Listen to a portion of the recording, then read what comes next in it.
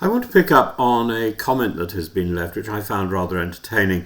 So it's from a person called Doug Morris, who says, your reference to the Wankel engine, he writes, Felix Wankel was a German and the W is pronounced as a V. Absolutely so, and so on. In a comment that manages to be both kind and quite sharp at the same time, I enjoyed it enormously. Doug is absolutely right about the standard pronunciation of the engineer's name in English. The engine really is strictly the Wankel engine. Now, a confession, my own brush with this word began in Oxford, where I acquired a slightly ridiculous nickname built around the way I said the word one, because I was brought up partly in Lincolnshire, and I grew up with a Lincolnshire flat one, very close to Russell Harty's television one, and I use that pronoun far too often, I think, in tutorials. One might say, one might argue, one observes, and eventually one became the joke and then the label, and at about the same time I came across this extraordinary word, Wankel. And I remember having the conversation with a tutor about this, and one would say Wankel rather than Wankel, and I'll explain why. Anyway, so over the years I somehow mislaid the pronunciation of one. For nearly a decade I sat in small studios in Greece, in Athens, recording EFL cassettes and CDs, listen and repeat, and do that often enough and your vowels start to sand themselves down, and you're trained into a sort of export grade, internationally intelligible RP English. And it's precisely because of that experience that I now have a deep respect for other people's accents and dialects. And I'm particularly fond of the Yorkshire dialect. I had a godmother who had a very broad Keithley accent, which I can drop into quite comfortably.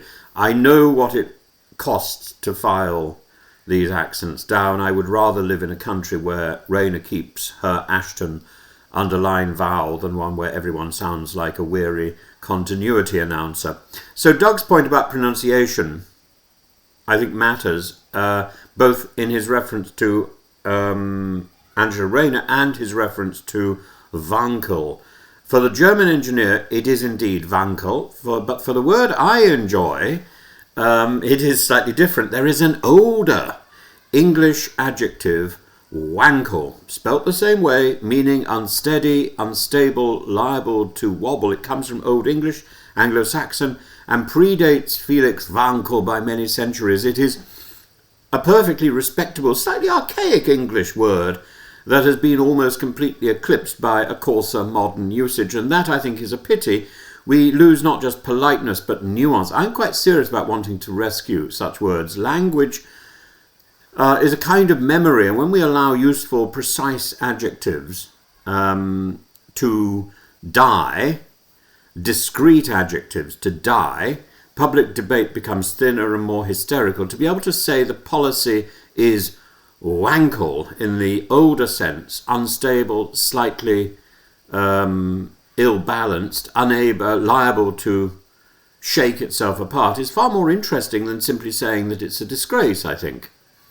And it's entertaining. Now, since Doug raises the engineer, there is a further point. Felix Wankel was not just an ingenious mechanic, he was also, as the historical record makes painfully clear, a convicted and a convinced Nazi who moved in radical anti-Semitic circles, joined the party, later the SS, and benefited from that system. So if we are allocating our finite stock of reverence, I am not persuaded that getting slightly satirical with his surname is the great moral emergency of our time. Technical achievement does not buy you immunity from moral scrutiny, nor does it require everyone to keep a straight face when they say your name forever. What Doug is really worried about, though, is not phonetics. He's worried about what happens in the common threads, the way an unfamiliar name or an ambiguous sound gets weaponized into the lowest kind of sniggering. That is where the Old English Wankel meets the modern one, in a culture that wobbles quickly from nuance to nastiness. Which brings me to the second and more important point about Angela Rayner. Doug reminds us that her financial mess was bound up with an attempt to provide for a disabled child, and notes that he himself has had an HMRC letter and paid money back through PAYE. He asks perfectly reasonably, does that make him a tax evader? If not, then why the rush to talk about Rayner as if she were some criminal mastermind?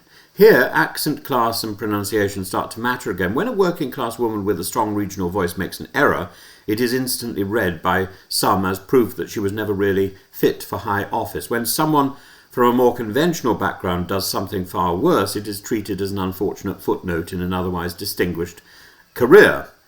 Let's reference Boris Johnson's staining of the sofa. That double standard is itself a kind of moral instability, a Wankel politics that shakes more violently when anyone from outside the traditional mould begins the climb. So I am grateful to Doug, not only for the correction, but also for the reminder, yes, let's pronounce the German engineer properly when we're talking about his engine. And so that's got shades of Kwasi Kwarteng's prodigious package, hasn't it? But yes, let's also acknowledge that Felix Wankel's record gives us every right to treat his name with some irony. But above all, let's stop pretending that every administrative muddle is a mortal sin and that every northern vowel is a character flaw. However, of course, if you are in charge, if your ministry is in charge of housing, you should at least be up to scratch on the nuances of the housing regulations. Angela Rayner was in charge of housing. She ought to have known what she was doing. Though I entirely understand that the system is archaic and chaotic, and it is designed in so many ways to catch people out, and that is not what the law should be doing. As for reviving old words, by all means, let's encourage that. Revive too the slightly older virtues of proportion, charity, and the willingness to let people get better, to let people improve. Otherwise, it's not just our engines that are Wankel, it is our public life.